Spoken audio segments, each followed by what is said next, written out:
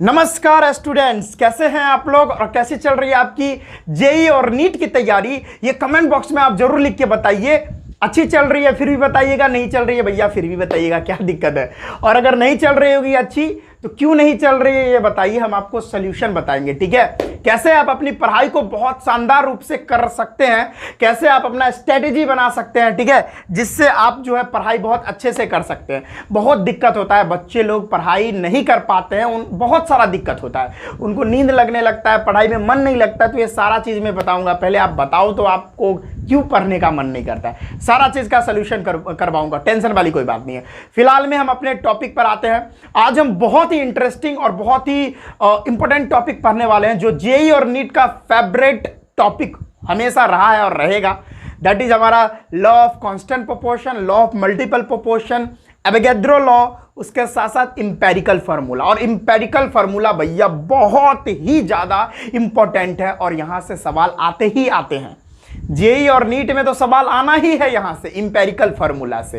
तो ये important topic भी आज के इस वीडियो में कवर होगा। तो ये जो वीडियो होने वाली है काफी इंपॉर्टेंट होने वाली है। तो आपको पता ही है इंपेरिकल फार्मूला कितना इंपॉर्टेंट होता है। ठीक है, तो आइए स्टार्ट करते हैं। मेरे को आप जानते हैं, नहीं भी जानते हैं तो जान लीजिए। मेरा नाम है विजेतानंद और ये आप अभी जो हैं वो हैं एकलव्य वाटिका यूट्यूब चैनल पर, और ये आप ही का चैनल है, प्यार दिखाइए। ठीक है, आइए स्टार्ट करते हैं। पेन और नोटबुक निकाल लीजिए, नोट्स बनाना स्टार्ट कर दीजिए, क्योंकि जो नोट्स मैं लिखवा रहा हूं भाई बहुत रिसर्च करके ये सारा चीज़ लाता हूं। तो आइए स्टार्ट करते हैं। ठीक है, और एक और बहुत ज़रूरी बात, अभी कुछ दिनों से आप लोग मेरा बहुत सपोर्ट कर रहे हैं, उसके लिए बहुत बहुत बहुत दिल से धन्यवाद। ठीक है, मेरे पास कोई शब्द नहीं है आपको बोलने के लिए, है ना, वो शब्द मैं कहाँ से ढूंढूं मेरे को पता नहीं है, इसीलिए ना मैं स्पीचलेस हूँ भाई। इतना जो आप सपोर्ट कर रहे हो, मैं स्पीचलेस हूँ, मेरे पास कोई शब्द ही नहीं है। स्टूडेंट लोग कमेंट करते हैं, क्या जवाब दूँ, मेरे को कुछ समझ नहीं आता, मेरा दिमाग पागल हो गया इतना प्यार देख के, आदत नहीं है ना। चलिए स्टार्ट करते हैं।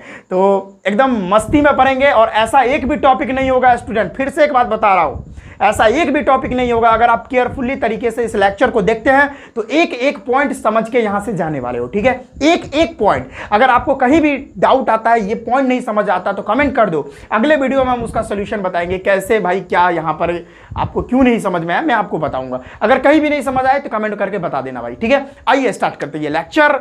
सबसे पहले लॉ ऑफ कांस्टेंट प्रोपोर्शन, मैंने डेफिनेशन वगैरह यहाँ पे लिख दिया है, लिखने में टाइम लग जाता है भाई, वैसे भी पता है ना यूट्यूब पे भाई साहब लिखने लगूंगा बोर्डिंग फील हो जाएगा डेफिनेशन। ठीक है, हम तो यहाँ कंसेप्ट लिखते हैं, जो कंसेप्ट मतलब समझने वाला रहता है वो मैं लिखता हूँ। तो ये डेफिनेशन है लॉ ऑफ कांस्टेंट प्रोपोर्शन। मैंने पिछले वीडियो में law of conservation of mass करवा दिया था। अगला है लॉ ऑफ कांस्टेंट प्रोपोर्शन। भैया ये जो है ना जेएल प्राउस्ट के द्वारा दिया गया था 1799 में। इस लॉ के हिसाब से क्या है भैया, ये लॉ पढ़ते हैं। ठीक है, a chemical compound always found to be made up of same elements combined together in the same fixed proportion by mass। भाई साहब अगर वो बोर्ड पे लिखा बात आपको समझ नहीं आया ना, वो तो डेफिनेशन था, वो तो मेरे को करवाना पड़ेगा। अगर नहीं समझ में आया तो भाई दिल गुर्दा फेफड़ा सारा कुछ खोल के बैठिए मेरे सामने। ठीक है, दिल गुर्दा फेफड़ा सब कुछ खोल के बैठिए, एक एक बात समझाऊंगा। होता क्या है, लॉ ऑफ कांस्टेंट प्रोपोर्शन का मतलब समझिए भाई। लॉ ऑफ कांस्टेंट प्रोपोर्शन देखो, इतना मज़ेदार तरीके से बताऊंगा। ठीक है, कहीं पर आप बैठे रहोगे तो ईयरफोन लगा के मेरा जो है लेक्चर देखा करना। अगर मम्मी सुन ली, हम जो पढ़ा रहे हैं, मम्मी सुन ली कि सर ऐसे सर से पढ़ रहे हैं, एक चमेटा लगेगा। ठीक है, क्योंकि मैं बहुत सारी ऐसी बातें का उपयोग करने वाला हूँ जो हंसते हंसते लोटपोट हो जाने वाले हो। ठीक है, तो हम लोग क्या है ना कि मैं इस तरह से बताऊँगा कि आप गलत तरीके से सही चीज सिखा दूंगा आपके ब्रेन में, क्योंकि हमारा जो सबकॉन्शियस माइंड है वो गलत चीजों को तुरंत कैच करता है। इसीलिए चलो स्टार्ट करते हैं। तो देखो लॉ ऑफ कांस्टेंट प्रोपोर्शन क्या होता है। आप क्या करो, आप जाओ अपने घर के बाहर, हैंडपंप होगा या टैप वाटर होगा, वहां से या नल से आप वाटर ले आओ। ठीक है, पानी आप ले आओ, चलो ले आए, फिर वो बर्तन जाके वहां पे रख दीजिए, कहीं पे जाके रख दीजिए। फिर दूसरा बर्तन लीजिए, कहीं और से तालाब से नदी से कहीं से पानी ले आए, उसको भी बगल में रख दीजिए। फिर तीसरे जगह से, जिससे भाई बाथरूम करते हो पिछवाड़ा जिससे पिछवाड़ा धोआ जाता है, वो पानी लेके रख दो। ठीक है, तीनों पानी को रख दिए। अब मेरे कहने का मतलब क्या है कि वो जो तीनों आप पानी रखे हुए हो, एक कंटेनर, दूसरा कंटेनर, तीसरा कंटेनर, तीनों में तो आप वाटर ही रखे हुए हो और वाटर में होता है हाइड्रोजन एंड ऑक्सीजन।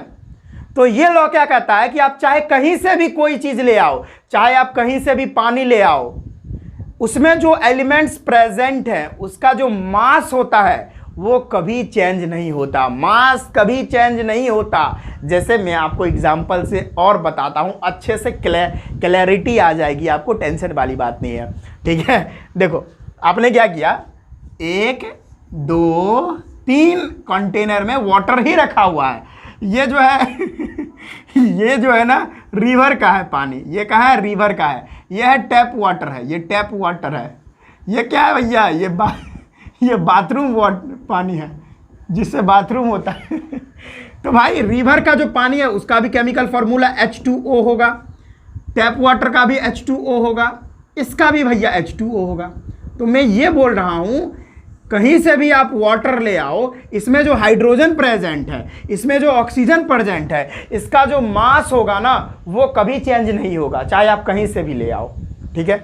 अब इसको मैं प्रूफ करके भी बताऊंगा। ये लॉ यही बोल रहा है, जो देख रहे हो यहाँ पर, इसका जो मास होता है वो फिक्स्ड होता है, चाहे आप कहीं से भी पानी ले आओ, उसके अंदर जो एलिमेंट्स होंगे उसका मास फिक्स होगा, चाहे कहीं से भी पानी ले आओ, कहीं से भी ले आओ। और ये पानी का ही नहीं बात कर रहा हूँ, चाहे आप कोई भी सब्सटेंस ले आओ, चाहे आप कॉपर ऑक्साइड ले आओ, ठीक है, कैल्शियम कार्बोनेट ले लो, कहीं से भी कैल्शियम कार्बोनेट ले लो। कैल्शियम कार्बोनेट में जो कैल्शियम, ऑक्सीजन, ये सारा चीज़ का, कार्बन का, ठीक है, ये सारा का जो मास होगा वो कभी चेंज नहीं होगा। डेफिनेशन तो आप समझ गए, ये एग्जाम्पल भी समझ गए। अब आपको प्रूफ करके बताता हूं कि ऐसा कैसे होगा, आओ देखते हैं। देखो देखो देखो भैया, देखो टेंशन मत लो। जैसे हम वाटर लेते हैं, क्या लेते हैं भैया, वाटर।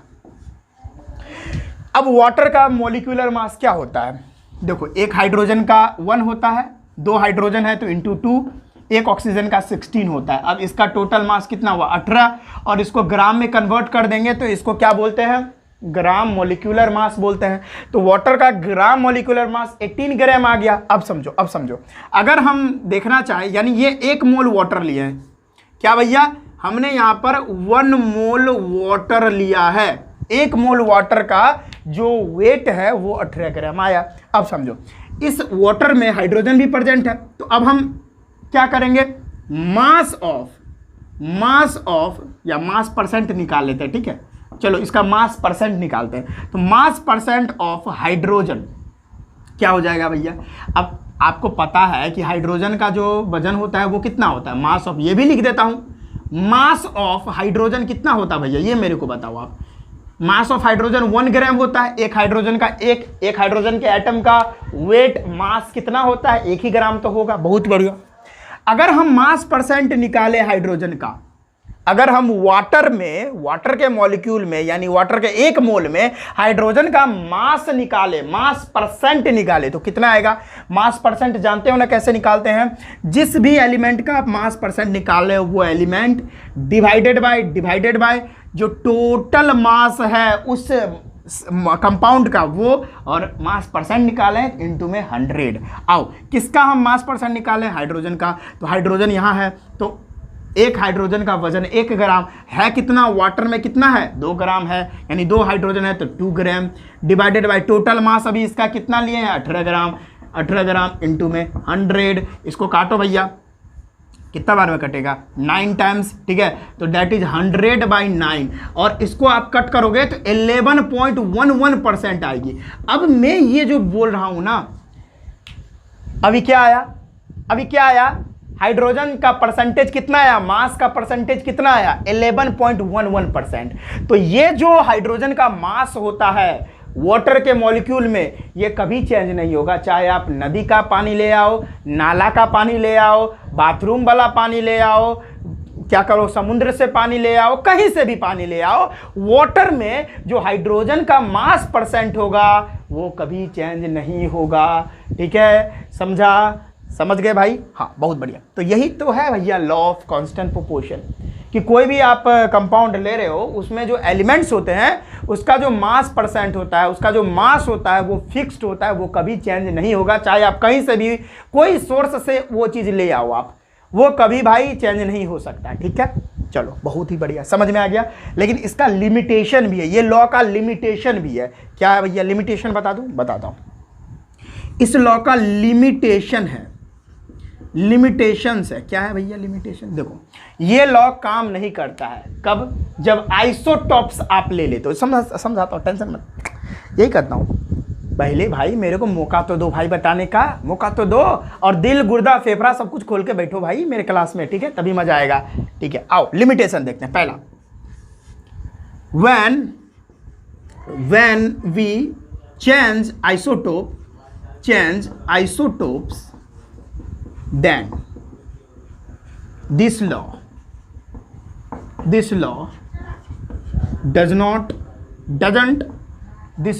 doesn't follow। क्या लिखा मैंने, एक मिनट भाई मैं थोड़ा पानी पी लूं, आपकी इजाजत हो तो। अरे भाई पानी पीने के लिए कैसा है इजाजत सर, पी लीजिए ना, ठीक है। वो अंदर से ना मतलब जलन टाइप का हो रहा है। चलो भाई मजा आ गया। ओके, तो जब हम आइसोटोप्स को चेंज कर देंगे तो भैया आपका ये जो लॉ है ना, लॉ ऑफ कांस्टेंट प्रोपोर्शन, काम नहीं करेगा। आपको बताता हूं, देखो टेंशन वाली बात नहीं। जैसे वाटर जो होता है, वाटर में आपका हाइड्रोजन का कौन सा आइसोटोप है, ये वाला आइसोटोप है 1 वाला। ठीक है, इसको प्लूटोनियम बोलते हैं ना, प्लूटीनियम बोलते हैं। ठीक है, ओके, ऑक्सीजन वाला भी है यहाँ पर 16 और 8 वाला, ये दो आइसोटोप से मिलके हमारा वाटर बना हुआ है। लेकिन अब हम क्या करते हैं भाई, अब हम इस आइसोटोप को ही चेंज कर देते हैं। क्या करता हूं मैं, हार्ड वाटर ले लेता हूं, D2O ले लेता हूं। अरे भैया D2O सर क्या होता है, ये हार्ड वाटर होता है। ठीक है, यहां पर ड्यूटेरियम ऑक्साइड ले लिया हूं। क्या ले लिया हूं, अरे भाई आप लोग को पढ़ाया था ना मैं कि हाइड्रोजन का 3 आइसोटोप होता है, प्लूटोनियम, ड्यूटेरियम और ट्रिटियम। तो सेकंड वाला आइसोटोप ले लिया जिसका मास 2 होता है, ये वाला D21।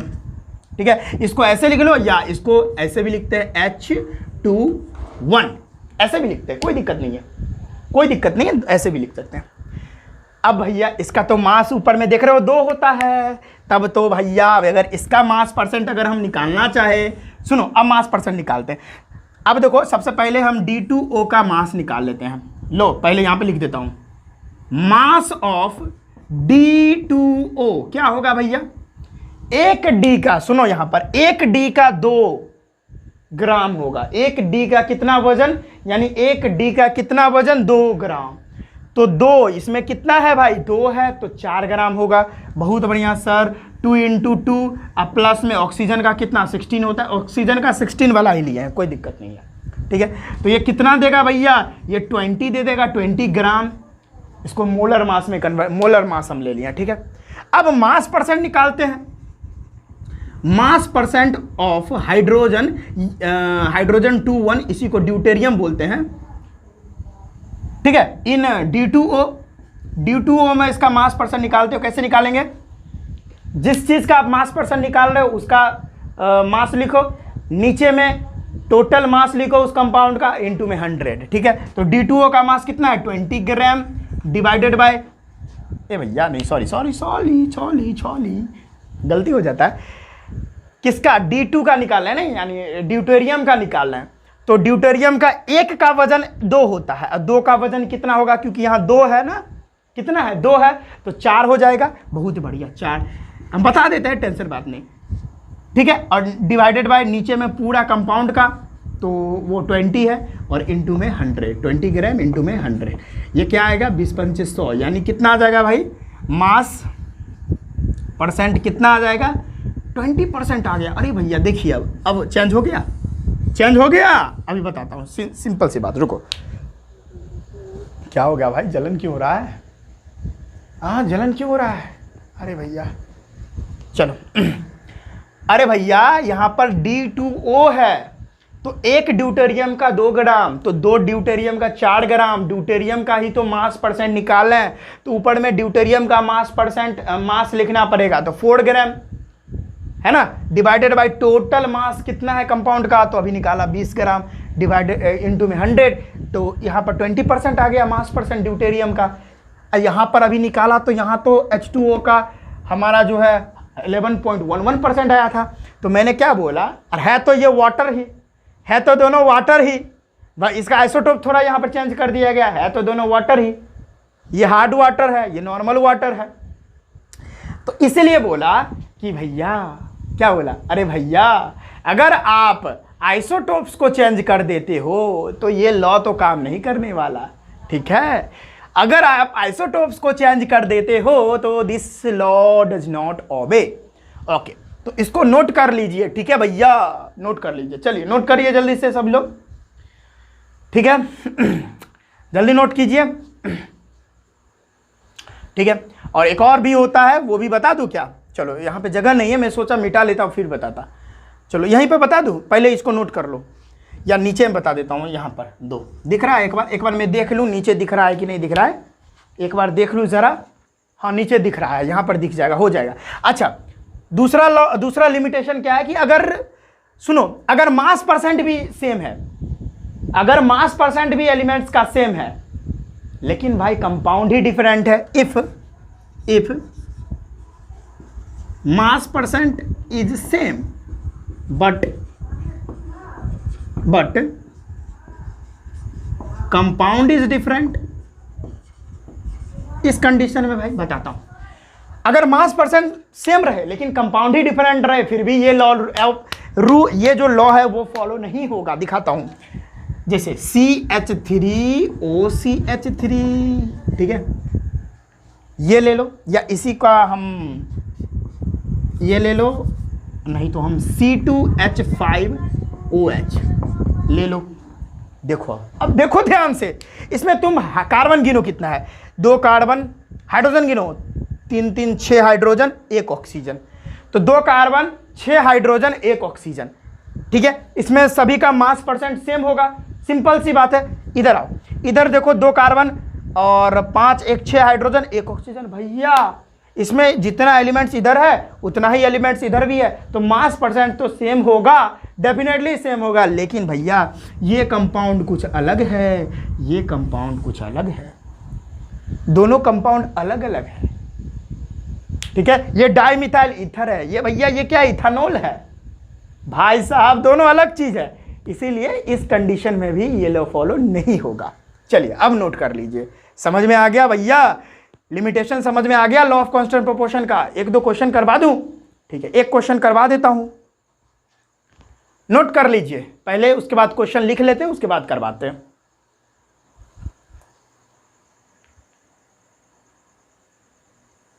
चलिए स्टूडेंट्स, इस पर एक क्वेश्चन भी कर लेते हैं, आइए, ठीक है। एक बार देख लो वीडियो चल रहा है कि नहीं भाई, हाँ वीडियो तो चल रहा है। चलिए इस पर एक क्वेश्चन कर लेते हैं। क्वेश्चन है भाई, ये क्वेश्चन देखने में बड़ा है कुछ नहीं, हवा है, हलवा है, हलवा खाते हो ना, ठीक है, वही वाला क्वेश्चन है भाई, आराम से पढ़िए। 2.16 gram of copper metal when treated with nitric acid followed by ignition of the nitrate give 2.70 gram of copper oxide in another experiment. एक और एक्सपेरिमेंट लिया गया, 1.15 gram of copper oxide upon reduction with hydrogen give 0.92 gram of copper, so that above data illustrate the law of constant proportion और not.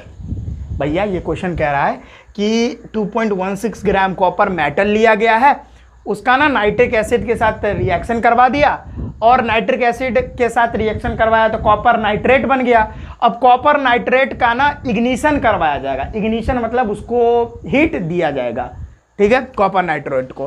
तो जब nitrate को heat दिया जाएगा तब 2.70 ग्राम कॉपर ऑक्साइड बनेगा, ठीक है, ये पहला रिएक्शन। फिर कह रहा है कि एक और एक्सपेरिमेंट किया गया, उसके बाद 1.15 ग्राम कॉपर ऑक्साइड लिया गया और उसका हाइड्रोजन के साथ रिडक्शन करवा दिया गया, तो इस कंडीशन में 0.92 ग्राम कॉपर बना, ठीक है। तो ये डाटा से आपको बताना है कि ये जो रिएक्शन है ये लॉ ऑफ कांस्टेंट प्रोपोर्शन को फॉलो करता है कि नहीं करता है। आओ देखते हैं, ठीक है, आओ देखते हैं।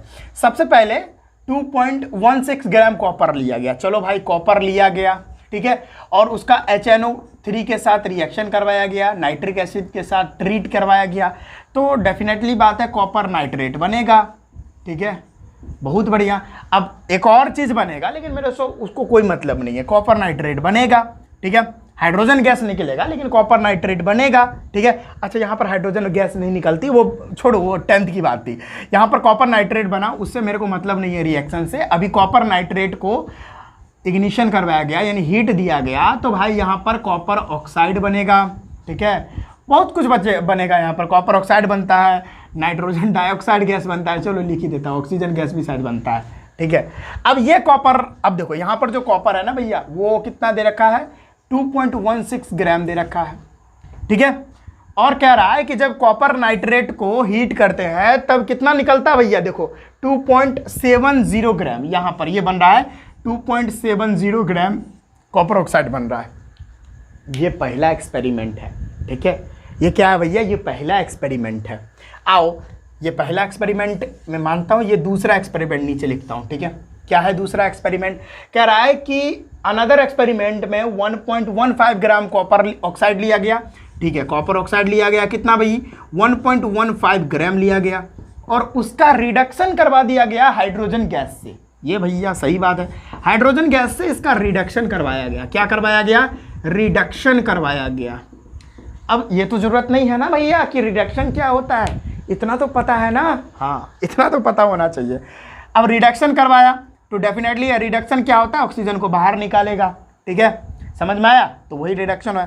तो यहाँ पर कॉपर बनेगा और ऑक्सीजन को निकाल देगा हाइड्रोजन, तो ये H2O हो जाएगा। और यहाँ पर जो कॉपर बन रहा है, ठीक है, वो कितना बन रहा है भाई, वो बोल रहा है 0.92 ग्राम जो है कॉपर बनता है जब कॉपर ऑक्साइड का रिडक्शन हाइड्रोजन से करवाते हैं तब। तो ये सब रिएक्शन से बताना है कि ये डाटा जो है आपको क्या लॉ ऑफ कांस्टेंट प्रोपोर्शन को वेरीफाई कर रहा है कि नहीं कर रहा है। आओ देखते हैं भाई। सबसे पहले ना मास परसेंट निकाल लो। क्या निकाल लो, मास परसेंट निकाल लो। चलो निकालता हूं, ये यहां पे मास percent of copper in copper oxide निकाल लो, अपने पता चल जाएगा खुद ब खुद। कितना है मास परसेंट कॉपर का निकालना है कॉपर ऑक्साइड में, तो कॉपर का मास कितना है, 2.16 ग्राम है। लिख दूंगा 2.16 gram divided by total mass कितना होगा कंपाउंड का, कॉपर ऑक्साइड का टोटल मास कितना है 2.70 ग्राम, तो मैं लिखूंगा 2.70 ग्राम। और मास परसेंट निकालना है तो इंटू में 100। ठीक है, आओ करते हैं। ये पॉइंट को उड़ा दो 100, ये पॉइंट को उड़ा दो ऊपर 100, ये तो मर जाएगा 100। तो डायरेक्ट क्या लिखूं मैं भाई, 21600 डिवाइडेड बाय 270। अरे भैया इसको आप कट उट करोगे ना तो लगभग वैल्यू 80% आएगी। तो यहाँ से जो है ना 80% आ गई कॉपर का। कॉपर कितना है इसमें, 80% है इसका मास परसेंट कॉपर का, कॉपर ऑक्साइड में 80% है। बहुत बढ़िया, बहुत ही बढ़िया, बहुत बढ़िया। अब इस कंडीशन में, यानी ये तो पहला रिएक्शन हो गया, दूसरा रिएक्शन में भी 80% आ गया मास परसेंट कॉपर का, तो हम समझ जाएंगे भैया कि ये डाटा जो है सही है। आओ देखते हैं। चलो हाँ, चलो यहाँ पे मैं लेता हूँ मास परसेंट, यहाँ भी वही बात है, मास percent of copper in copper oxide. आओ देखते हैं, इस यहाँ पर कॉपर का कितना मास दिया है, यहाँ पे 0.92 ग्राम, तो लिख लूंगा मैं 0.92 gram divided by total mass कितना है भाई कॉपर ऑक्साइड का 1.15 ग्राम, 1.15 ग्राम इंटू में 100। आओ देखते हैं कितना आ रहा है। ये इधर करूँगा मैं, इस पॉइंट को उड़ाओ और इस पॉइंट को उड़ाओ, दोनों तो हो ही के जाएगा कैंसिल। तो यहाँ से 9200 डिवाइडेड बाय 115, इसको भी आप कट करोगे तो 80% आ जाएगा, देख लेना आप करके। तो यहाँ पर क्या आया, आपने ये अलग, ये वाली रिएक्शन आपकी अलग थी, ये वाली रिएक्शन अलग थी, दोनों रिएक्शन अलग है भाई, दोनों में कॉपर ऑक्साइड अलग अलग कॉपर ऑक्साइड यूज किया गया है। तो मैंने बोला ना कि आप चाहे कहीं से भी कोई सब्सटेंस ले आइए, कोई भी कंपाउंड ले आइए, लेकिन उसमें जो एलिमेंट्स होंगे उसका जो मास परसेंट होगा वो भाई समान होगा, इक्वल होगा। ठीक है, वही बात तो है। इसमें मैंने कॉपर ऑक्साइड कहीं और से ले लिया, यहाँ पर मैंने कॉपर ऑक्साइड कहीं और से ले लिया। दोनों में जो कॉपर ऑक्साइड में जो कॉपर का मास परसेंट आया वो 80% उस रिएक्शन से भी आया, 80% इस रिएक्शन से भी आया। तो मैंने आपको बोला ना, आप कहीं से भी ले आइए कंपाउंड को, उसमें जो उस एलिमेंट का मास परसेंट होगा कभी चेंज नहीं होगा, कहीं से भी ले आइए। तो यही हमारा लॉ ऑफ कांस्टेंट प्रोपोर्शन था। सवाल भी कर लिए, प्रूफ भी कर लिए, इसको आप लिखना चाहते हो तो लिख भी लीजिए। अब हम स्टार्ट करेंगे लॉ ऑफ मल्टीपल प्रोपोर्शन। आइए नोट कर लीजिए, तब तक हम पानी पी लेते हैं। अब हम बात करेंगे लॉ ऑफ मल्टीपल प्रोपोर्शन, लिख लीजिए इसको।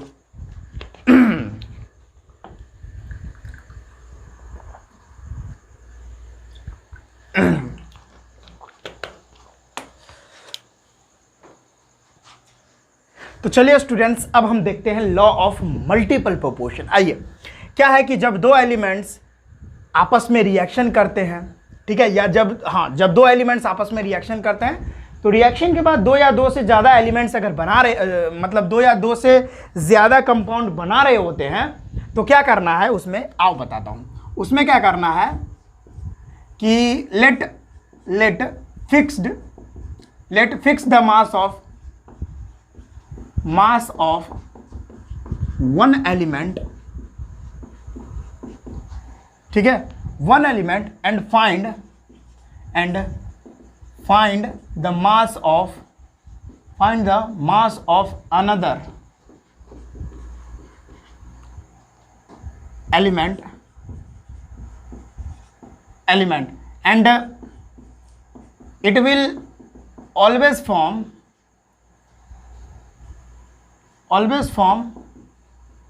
simple ratio। क्या बोला भाई? मैंने बोला जब दो या दो से ज्यादा एलिमेंट्स आपस में रिएक्शन करेंगे तो दो कंपाउंड या दो से ज्यादा भी कंपाउंड बना सकते हैं। तो उसमें से ना एक का मास, उसमें से एक एलिमेंट का मास फिक्स कर दो और दूसरे वाले का मास निकाल लो। एक का मास फिक्स कर दो, दूसरे वाले का निकाल लो। एक का मास फिक्स कर लो, दूसरे वाले का निकाल दो। तो उसका जो आप मास निकालोगे वो हमेशा सिंपल रेशियो बनाएगा। क्या? हमेशा सिंपल रेशियो बनाएगा। नहीं आया समझ? आपको बताता हूँ, टेंशन नहीं लेना आपको। देखो, हम लोग को पता है हाइड्रोजन और ऑक्सीजन दोनों मिलके वाटर भी बनाता है। हमको यह भी पता है हाइड्रोजन और ऑक्सीजन मिलके हमारा H2O2 भी बनाता है। हाइड्रोजन परऑक्साइड इसको बोलते हैं। अभी बैलेंस नहीं किया हूं, ठीक है। अब यहां देखो, यहां पर क्या बना है, यहां पर H2O बना है। तो यहां पर अगर हम मास निकालना चाहे हाइड्रोजन का, यहां भी हाइड्रोजन का और ऑक्सीजन का, तो क्या होगा देखो बताता हूं। बताओ भाई, हाइड्रोजन का कितना होगा? हाइड्रोजन का यहां पर, यानी इस दोनों में से किसी एक का मास फिक्स कर लो। यहां पर बोला है ना कि किसी एक का मास फिक्स कर लो, किसी एक का मास फिक्स कर लो। अभी दो यहाँ पर एलिमेंट्स, मतलब यहाँ पर जो एलिमेंट्स है बना हुआ, इसमें से एक का मास फिक्स कर लो, दूसरे वाले का निकाल लो। तो चलो हम मान लेते हैं कि हाइड्रोजन का मास जो है हम 1 ग्राम मान लिए, फिक्स कर लिए इसका मास। जनरली कोई भी एलिमेंट्स का आप मास फिक्स करोगे ना, वो उसके मोलर मास से फिक्स कर देना, एटॉमिक मास से उसको फिक्स कर देना, ठीक है। अगर और कोई आप अपने मन से आप मास को आप मान रहे हो, ठीक है, लेट कर लिए, ये मास मान लिए, तो थोड़ा कैलकुलेशन टफ हो जाएगा। क्या करना, उसके मोलर मास को ही मतलब क्या कर लेना, उसका मास फिक्स कर लेना, मोलर मास। जैसे हमने हाइड्रोजन का मोलर मास तो यानी एटॉमिक मास एक ही होता है, तो हम उसका जो मास है इस तरह से फिक्स कर लिए 1 ग्राम। ओके, तो इसका मास होता है हाइड्रोजन का 1 ग्राम। है कितना हाइड्रोजन भैया? है कितना हाइड्रोजन? 2 हाइड्रोजन है। तो यहां पर 2 ग्राम कितने के साथ रिएक्शन करेगा? 2 ग्राम। ऑक्सीजन कितना है? एक ही है। ऑक्सीजन का मास कितना होता है? 16 ग्राम होता है। 16 ग्राम। ये कितने बार में कट करेगा? 8 बार में। तो भाई साहब इसका कितना आया वैल्यू? इसका 8 आया। अभी बता रहा हूं। और एक और बात है कि हाइड्रोजन और ऑक्सीजन दोनों रिएक्शन करके हाइड्रोजन परऑक्साइड भी बनाते हैं। आओ देखते हैं यहाँ पर हाइड्रोजन और ऑक्सीजन क्या आ रहा है। यहाँ पे हाइड्रोजन, और हाइड्रोजन तो हमने 1 ग्राम मानी हुई है, फिक्स किया हुआ हूँ इसका मास। यहाँ पर कितना हाइड्रोजन है? 2 है, तो 2 ग्राम हाइड्रोजन होगा। कितना के साथ रिएक्शन कर रहा है? 2 हाइड्रोजन, 2 ऑक्सीजन है यहाँ पर, तो 1 ऑक्सीजन का वजन 16, 2 ऑक्सीजन का वजन 32 ग्राम। ये कट करो, कितना बार में आएगा? 16 बार में आएगा, ठीक है। 16 दूनी 32। अब देखो 8 और 16 को पकड़ के यहाँ रख लो, ठीक है। 8 और 16 को पकड़ के रख लो, 8 और 16, ये हाइड्रोजन का और ये ऑक्सीजन का, ये कितना आया 8:16 आया। अब आप बताओ ये कितने बार में कट करेगा 1 बार में, ये कितने बार में कट करेगा 2 बार में। रेशियो क्या बना, हाइड्रोजन और ऑक्सीजन का रेशियो क्या बना, यहाँ पर 1:2 बना, और 1:2 जो है सिंपल रेशियो है। सिंपल रेशियो क्या होता है बता देता हूं भाई, सिंपल रेशियो क्या होता है, सिंपल रेशियो क्या होता है, सिंपल रेशियो क्या होता है, देखो 1:1, 2:1, 3:1, 4:5, ठीक है, 2:3, ये सारा सिंपल रेशियो है। तो सिंपल रेशियो कौन होगा नहीं, तो बता देता हूं भाई, सिंपल रेशियो कौन नहीं होगा तो बता देता हूं, जैसे 7.6 9.2 है, ये सब सिंपल रेशियो नहीं है। जैसे 99:77, ये सिंपल रेशियो नहीं है, ठीक है, बात से समझ में आ रही है, सिंपल रेशियो ये होता है, ठीक है, बहुत ही बढ़िया, ये सिंपल रेशियो नहीं है। तो बात समझ में आ गया। लॉ ऑफ मल्टीपल प्रोपोर्शन क्या होता है कि किसी एक का यानी दो एलिमेंट्स आपस में रिएक्शन करके दो कंपाउंड या एक ही कंपाउंड मान के चलो बना रहे हैं, तो उसमें से एक का मास फिक्स कर दो, दूसरे का निकाल लो, और उसके बाद उसको अगर मास निकालोगे तो उसका जो रेशियो होगा वो सिंपल रेशियो होगा, और यहां पर दिख रहा है कि यहां पर सिंपल रेशियो। आई होप समझ में आ गया होगा। इस पर क्वेश्चन कराएंगे तो जितना अगर समझ नहीं भी आया है ना फिर भी हो जाएगा, टेंशन वाली बात नहीं। पहले इसको नोट कर लीजिए, क्वेश्चन करवाते हैं, डेफिनेटली बात समझ आ जाएगा, नोट कर लीजिए।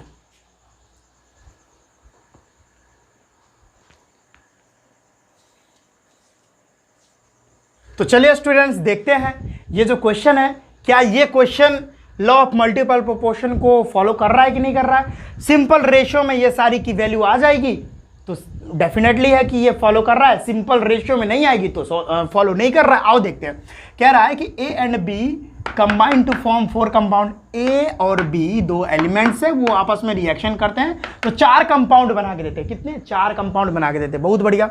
यहाँ पे दे रखा है 0.6 ग्राम ए इतना के साथ बी, ए भैया यहाँ पर बी होगा, वेरी सॉरी, बी के साथ रिएक्शन करता है तो 1.4 ग्राम पी दे रहा है। फिर यहाँ ये सारी चारों वैल्यू दे रखी है।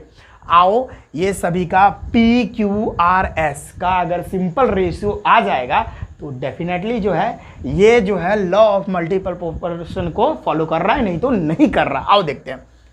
तो क्या करता हूँ, यहाँ पर जो ए है ना, ए का जो मास है मान लेता हूँ, फिक्स कर लेता हूँ, let mass of A equal to 1 gram मान लेता हूँ, 1 ग्राम आसान रहेगा, 1 ग्राम मान लेता हूँ, ठीक है। चलो यहाँ पर तो हमको पर्टिकुलरली कोई एलिमेंट नहीं दे रखा है तो इसीलिए उसका मोलर मास नहीं माने, हम 1 ग्राम मान लिए। आओ तो देखो यहाँ पर क्या दे रखा है, पहला वाला ये ए मान लो, ये बी मान लो, ये सी मान लो, ये डी मान लो। तो ए वाला हम देखते हैं क्या है भाई, 0.6 gram A react with 0.8 gram of B, ठीक है, बहुत बढ़िया। ऐसे नहीं, हाँ, विथ बी 0.8 ग्राम लिख देता हूं, ऐसे करूंगा तो सही रहेगा। तो 0.6 ग्राम ए अगर रिएक्शन कर रहा है बी के साथ, कितना रिएक्शन कर रहा है, 0.8 ग्राम के साथ कर रहा है, तो 1 ग्राम के साथ कितना करेगा, 1 ग्राम, इसीलिए 1 gram of A react with B कितना के साथ करेगा, 0.8 ग्राम डिवाइडेड बाई 0.6 ग्राम के साथ करेगा। ये पॉइंट उड़ा दो, ये भी पॉइंट उड़ा दो, 8/6 आ गया, ये हो गया 3 और ये हो गया, सॉरी ये भाई क्या क्या लिख रहा है भाई तू, 4 और ये हो गया 3, 4/3 आ गया ना।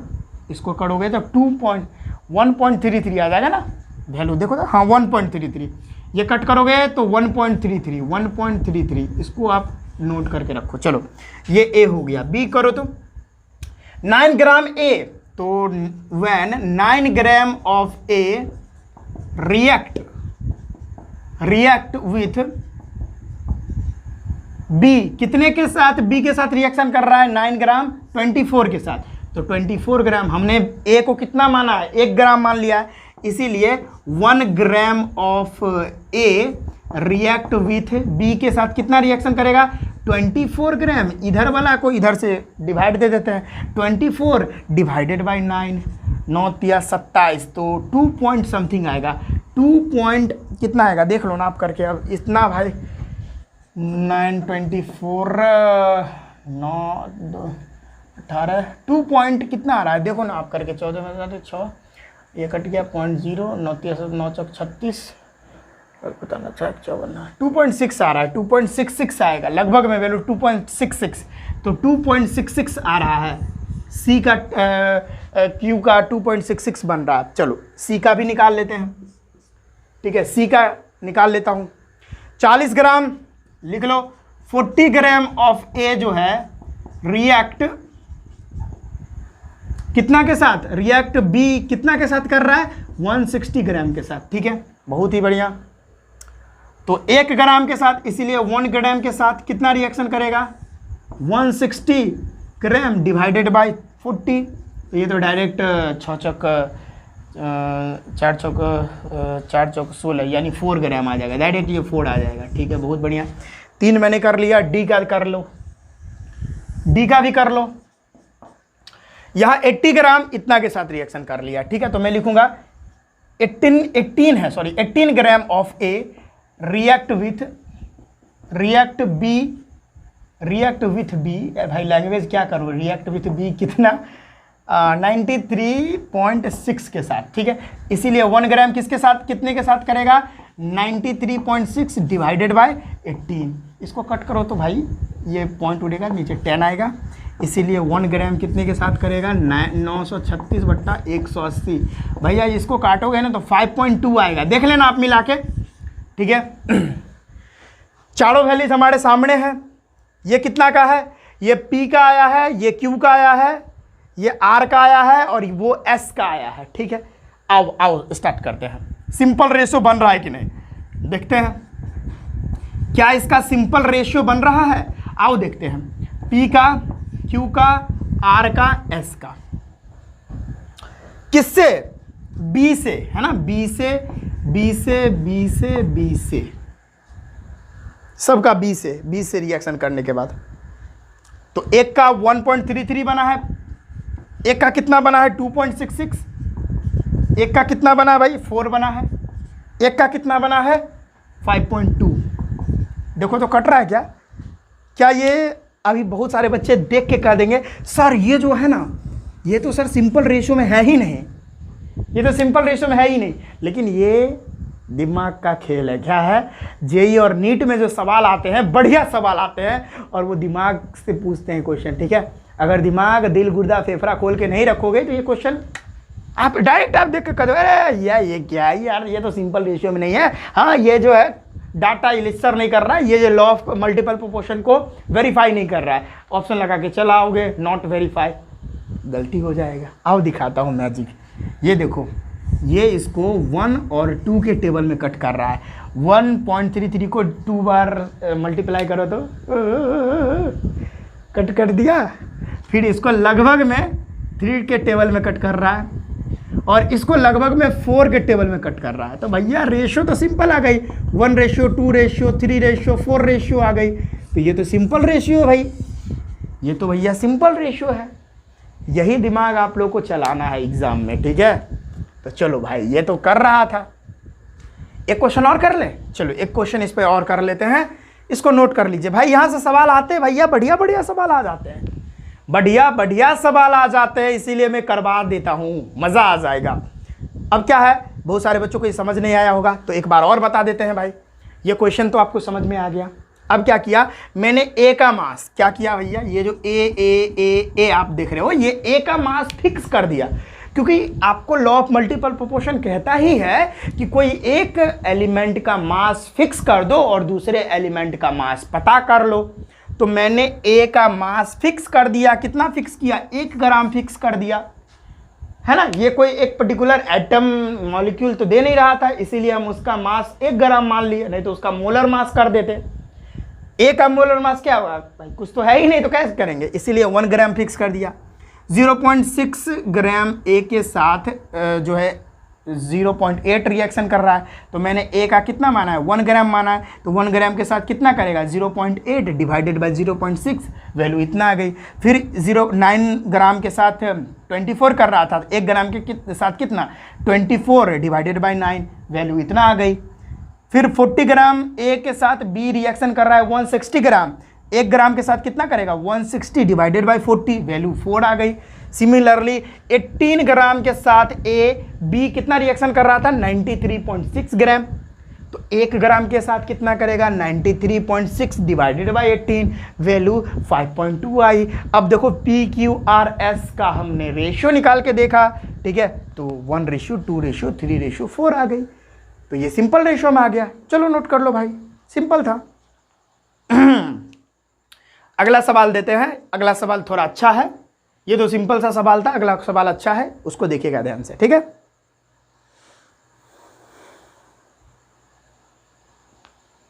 तो स्टूडेंट्स आइए एक क्वेश्चन करते हैं इस पर एक और। अब देखिए ये जो क्वेश्चन है ना जेई में पूछ सकता है, इस तरह का क्वेश्चन जेई और नीट में आ जाता है।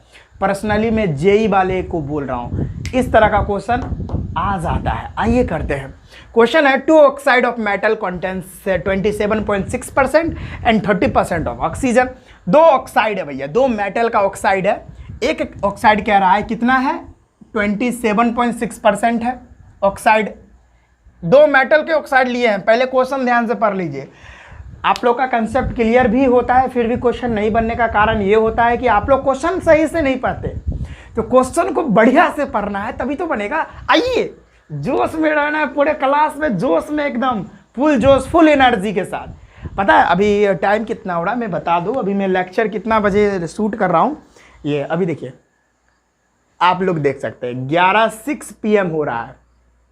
अभी रात के 11 बज रहे हैं, उस समय मैं वीडियो ये शूट कर रहा हूँ, ध्यान से देख लीजिए, ठीक है। क्योंकि देखो भाई होता क्या है कि दिन में मैं भाई इंगेज रहता हूँ, कंटेंट बनाने में बिजी रहता हूँ ना, कंटेंट बना। अभी देखो भाई ये सब पूरा रिसर्च करके कंटेंट लाता हूँ आप लोग के सामने, ठीक है।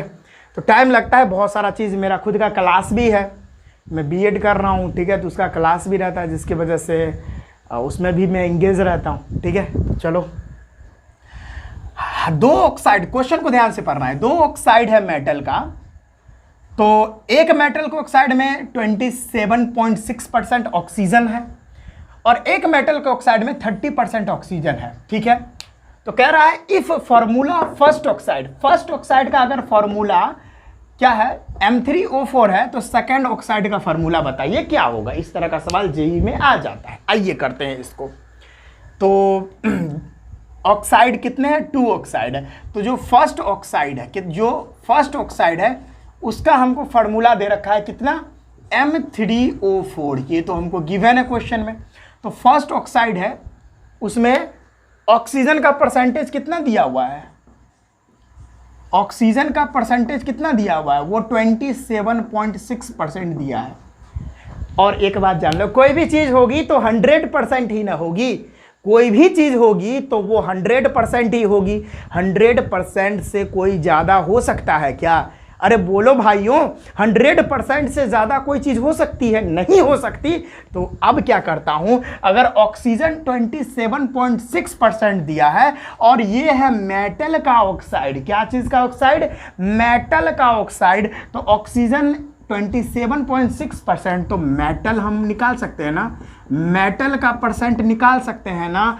100% कोई भी चीज़ होती है उसमें से ऑक्सीजन को माइनस कर दो तो कितना आएगा, 77 है ना, 72.4% हमारा मेटल का परसेंटेज आ रहा है, ठीक है। अरे जनरली मेटल ऑक्साइड में क्या होता है, मेटल ऑक्साइड में मेटल आपको मिलेंगे और ऑक्सीजन मिलेंगे। तो ऑक्सीजन 27.6% है, तो मेटल कितना होगा, 100 में से आप माइनस कर दो, क्योंकि परसेंटेज तो 100 ही होती है ना ज़्यादातर, मतलब ज़्यादा से ज़्यादा परसेंटेज कितना हो सकता है, 100 हो सकता है।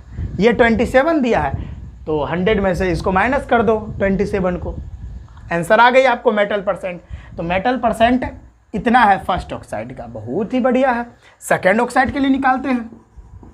चलो सेकेंड ऑक्साइड के लिए मेरे को नहीं पता है कि कितना होगा, चलो हम इसको MXOY मान लेते हैं, ठीक है, निकाल लेंगे, टेंशन वाली बात नहीं है। इसमें ऑक्सीजन कितना परसेंट दिया हुआ है, सेकेंड वाले ऑक्साइड का ऑक्सीजन का परसेंटेज 30% है, ऑक्सीजन परसेंटेज तो मेटल परसेंट निकाल सकते हैं, क्यों नहीं सर, मेटल परसेंट निकाल लेंगे। 100% में से आप 30% को माइनस कर दीजिए, दैट इज 70% आ गया सर। ये तो बहुत ईजी है। चलो भाई इसका परसेंटेज निकाल लिए। चलो अब क्या करता हूं, पहले वाले ऑक्साइड का मास परसेंटेज निकालते हैं। देखो अब मास परसेंटेज निकालते हैं। चलो मास परसेंटेज निकालता हूं, ठीक है। मास परसेंटेज ऑफ ऑक्सीजन, ठीक है ठीक है ठीक है।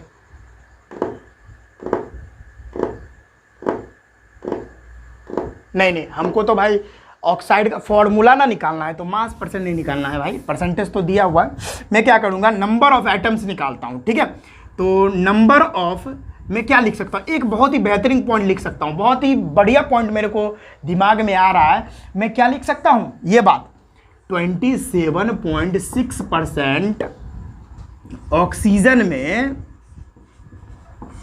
Number of atoms, number of oxygen atoms कितने हैं भैया, ये देखो 27.6% में ऑक्सीजन के कितने एटम हैं, 4 एटम है। अरे भैया सर इस तरह का भी सोच सकते हैं हम, क्या क्यों नहीं सोचोगे भाई, मजा आ जाएगा। देखो ना 27.6% में अगर 27.6% ऑक्सीजन है किसी मेटल ऑक्साइड में, तो ऑक्सीजन का कितना एटम है, 4 एटम है। तो मैं कितना लिखूंगा, कितना एटम है भैया, 4 एटम है, 4 एटम है, 4 एटम है। 27.6% में 4 एटम्स हैं। तो 30% में कितना होगा, क्योंकि हमको इसका निकालना है ना ऑक्सीजन, क्योंकि इसका तो हमको ऑक्सीजन नहीं निकालना है, इसका तो ऑक्सीजन दिया हुआ है, हमको तो 30% में कितना ऑक्सीजन है ये निकालना है। तो मैं लिखूंगा 30, पहले 1% में निकाल लो, फिर 30 में, तो फिर 1% ऑफ अगर ऑक्सीजन रहे, 1% ऑक्सीजन रहे, तो उसमें नंबर ऑफ ऑक्सीजन एटम्स कितने होंगे, 27.6% में 4 एटम होते हैं, तो 1% में कितना होगा, 4/27.6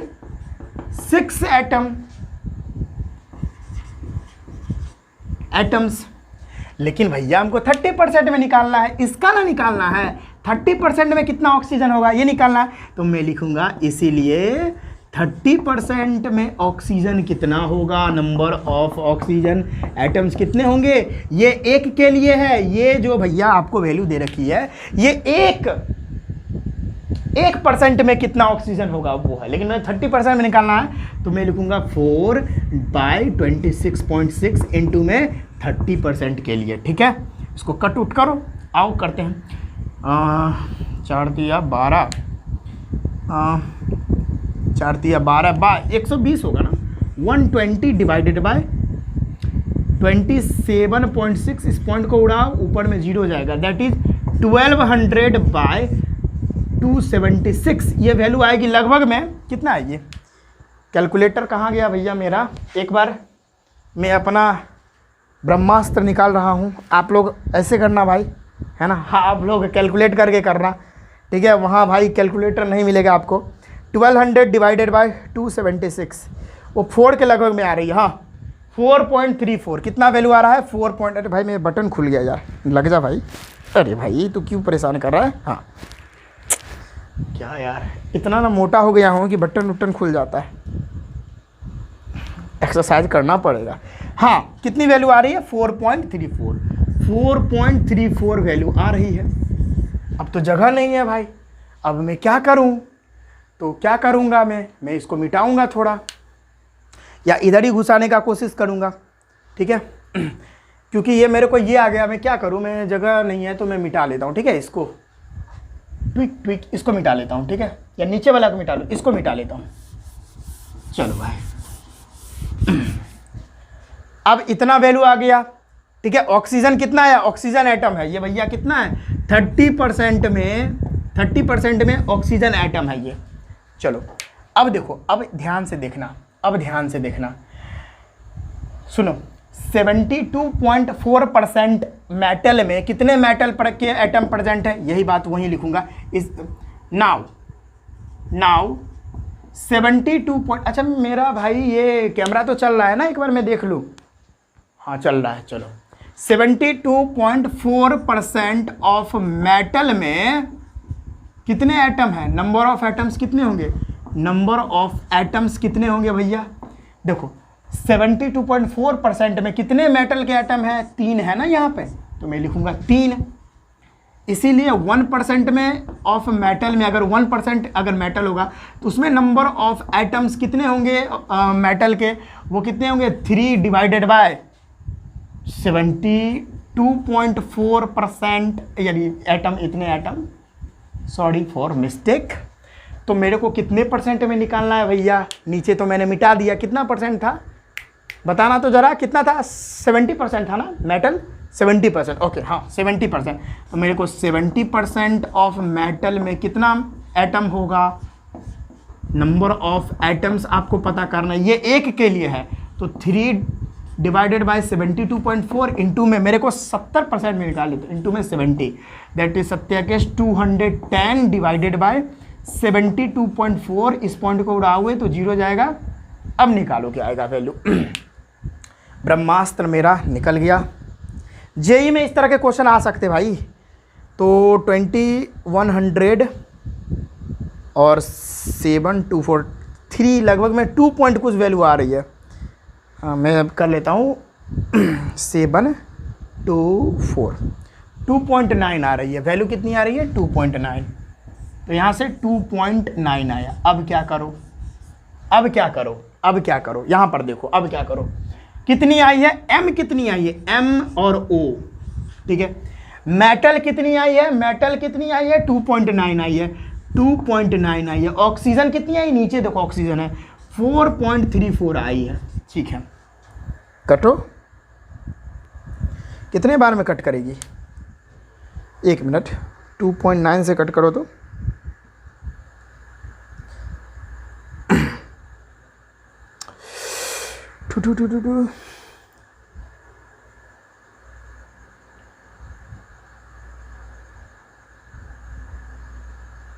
कितने बार में कट रही है भाई? ध्यान से देखो।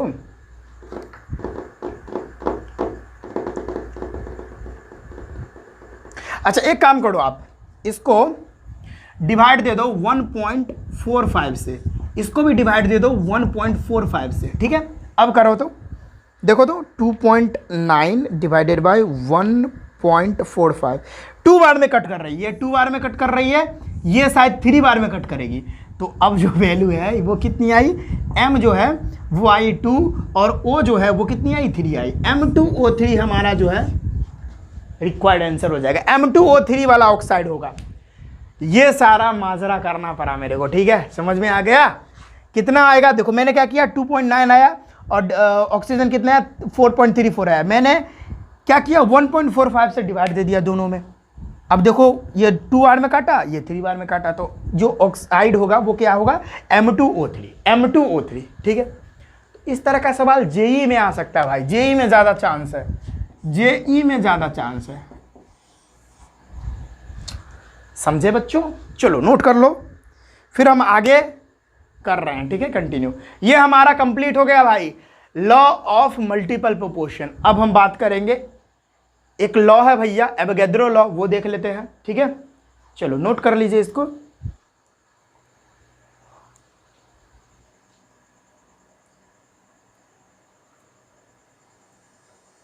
तो चलिए स्टूडेंट्स, अब बात करते हैं, लास्ट लॉ है हमारा Avogadro law, Avogadro law, Avogadro law, ठीक है। क्या है भैया? ये मैं आपको बहुत पहले ही पढ़ा चुका हूं, लेकिन चलो एक बार रिपीट हो जाए, क्या दिक्कत है, ठीक है। एवोगैड्रो लॉ क्या कहता है कि अगर सेम टेम्परेचर एंड प्रेशर है, सेम टेम्परेचर एंड प्रेशर है, किसका भैया? गैसेस का। किसका? गैसेस का।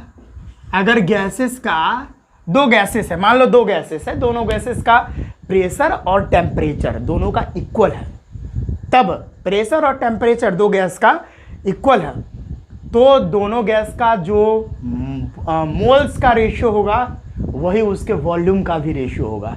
जो मोल का रेशियो होगा वही वॉल्यूम का रेशियो होगा, यानी जो वॉल्यूम का रेशियो होगा वही मोल का रेशियो होगा। क्या बोला मैंने बोला एवोगैड्रो लॉ क्या कहता है कि अगर कोई भी गैस 2 ले लो, ठीक है, और दोनों का टेम्परेचर और प्रेशर दोनों का सेम है, मैंने क्या किया, मैंने दो गैस ले लिया, चलो हाइड्रोजन गैस और ऑक्सीजन गैस ले लिया, ठीक है। दोनों का टेम्परेचर इक्वल कर दिया, सेम कर दिया दोनों का टेम्परेचर, ठीक है। तो दोनों टेम्परेचर में का जो भी वॉल्यूम होगा, जो वॉल्यूम का रेशियो होगा वही दोनों के मोल्स का भी रेशियो होगा, ठीक है। दोनों का इक्वल होगा। दिखाता हूं, सुनो। सपोज मैंने एक कंटेनर लिया है, ठीक है, ये दूसरा कंटेनर लिया है, ठीक है। इसमें मैंने मान के चलो हाइड्रोजन गैस भरा हुआ है, कितना, क्या हाइड्रोजन गैस, और कितना भरा हुआ है, 10 लीटर भरा हुआ है, 10 लीटर। आपका मन जो भी कर लो, चलो हम 20 लीटर कर लेते हैं, यहाँ 20 लीटर है, ठीक है। इसमें मैंने कितना भरा है, इसमें मैंने ऑक्सीजन लिया है, इसमें मैंने भरा है 15 लीटर। चलो 25 भर कर लो, आपको जो मन कर लो, चलो 25 लीटर कर लिया। तो यहाँ पर वॉल्यूम इसकी क्या है, यहाँ पर जो वॉल्यूम ऑफ हाइड्रोजन है वो कितनी है, 20 लीटर है। यहाँ पर वॉल्यूम ऑफ ऑक्सीजन है वो कितनी है, 25 लीटर है। तो मैं बोला जो वॉल्यूम का रेशियो आएगा ना, तो वही मोल्स का भी रेशियो आएगा, लेकिन टेम्परेचर और प्रेशर दोनों इक्वल रहना चाहिए, ठीक है। सेम टेम्परेचर और सेम प्रेशर, यानी इसका जो है जितना टेम्परेचर रहेगा सेम टेम्परेचर भी रहना चाहिए, सेम प्रेशर भी रहना चाहिए दोनों गैस का, ठीक है। हाँ, तब जो वॉल्यूम का रेशियो होगा वही मोल्स का रेशियो होगा, यानी volume of hydrogen divided by volume of oxygen is equal two moles of hydrogen divided by moles of oxygen. ये मैं बोल रहा हूँ, हो जाएगा, ठीक है भाई। मेरा जलन कितना दे रहा है, वाटर भी ख़त्म हो गया भाई, बहुत जलन दे रहा है, पता नहीं क्यों यार, एसिडिटी हो गया यार।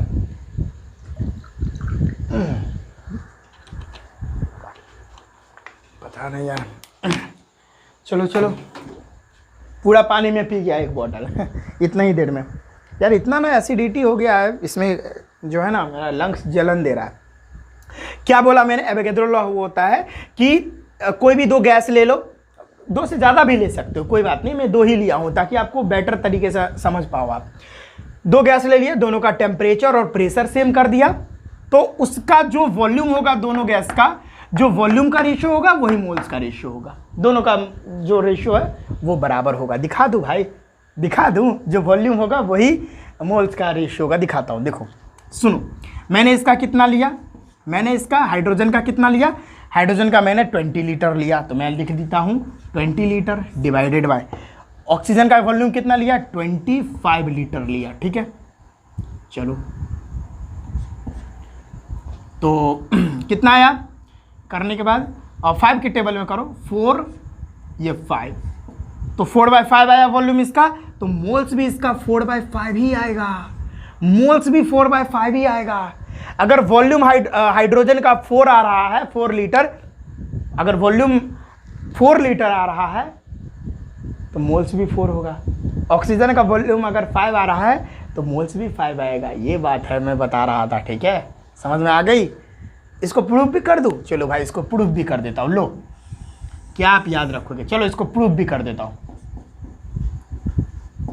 सुनो, हम लोग क्या जानते हैं, PV = nRT होता है, ठीक है। तो पहले हाइड्रोजन का ले लेते हैं, हाइड्रोजन का प्रेशर, हाइड्रोजन का वॉल्यूम, हाइड्रोजन का मोल, और R जो है तो वो यूनिवर्सल गैस कांस्टेंट होता है सबके लिए बराबर, और टेम्परेचर हाइड्रोजन के लिए, ठीक है। इसको इक्वेशन फर्स्ट मानो।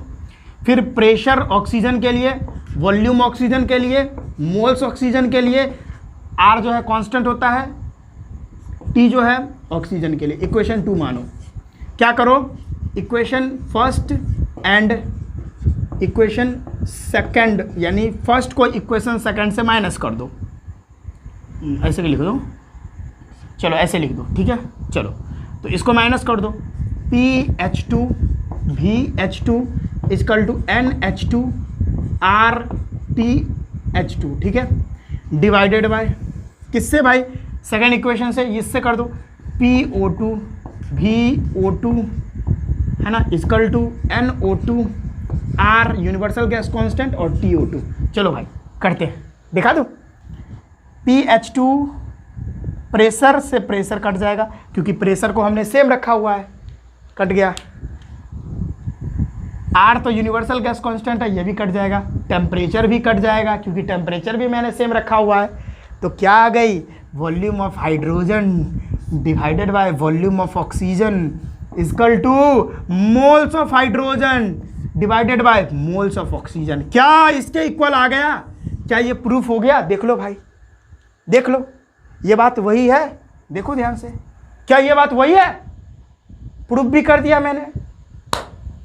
मजा आया है ना? मैंने क्या बोला कि एवोगाड्रो लॉ क्या होता है कि दो गैस, मान लो आप दो गैस लिए, दोनों का टेम्परेचर प्रेशर सेम कर दिए, तो उसमें वो दोनों गैस का जो वॉल्यूम होगा वही मोल्स होगा। ठीक है, यही बात मैं बोल रहा था। चलो नोट कर लो, ठीक है, नोट कर लो भाई।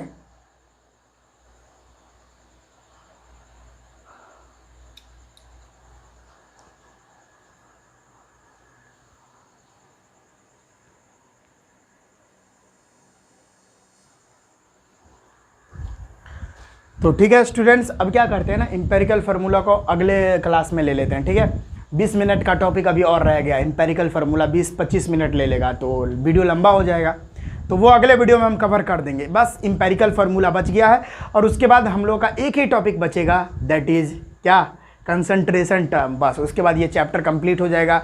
और पता है कंसंट्रेशन टर्म जब हम लोग पढ़ लेंगे तो हम लोग जो सोल्यूशन चैप्टर चालू करेंगे तो वहाँ कंसंट्रेशन टर्म नहीं पढ़ना पड़ेगा क्योंकि हमने तो मोल कंसेप्ट में ही पढ़ लेंगे।